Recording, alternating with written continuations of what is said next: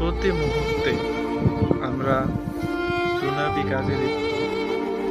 দুনিয়ার চিন্তাধারায় আমাদের মাথায় কিভাবে ধনী হতে পারবো, কিভাবে স্বাবলম্বী হতে পারবো, কিভাবে সুন্দর করে চলতে পারবো, কিভাবে দুনিয়ার মধ্যে, সমাজের মধ্যে ভালোভাবে বসবাস করতে পারবো, প্রত্যেকটি চিন্তাই আমাদের মাথার মধ্যে আসে। কিন্তু আফসোস, আমরা প্রত্যেকেই মরণশীল। 24টি ঘন্টা যাওয়ার পর একটি দিন আমাদের জীবন থেকে অতিবাহিত হয়।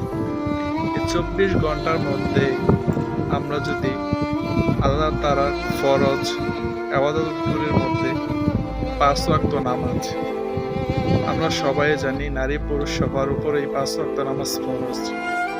কিন্তু প্রতিটি ওয়াক্তে আমরা যদি 10 মিনিট করে সময় দেই, 5 ওয়াক্তে 50 মিনিট, আমরা ধরে 1 ঘন্টা সময়, 24 ঘন্টা থেকে যদি আপনি আল্লাহর রাস্তায় আল্লাহর জন্য 1 ঘন্টা সময় ব্যয় করেন, আপনার আরো 23 ঘন্টা সময় বাকি থাকে।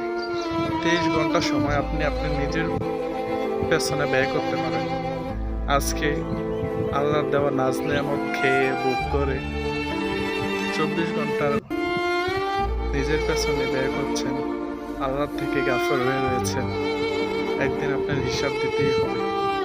আল্লাহর সম্মুখে কিছু বলার থাকবে না সেদিন।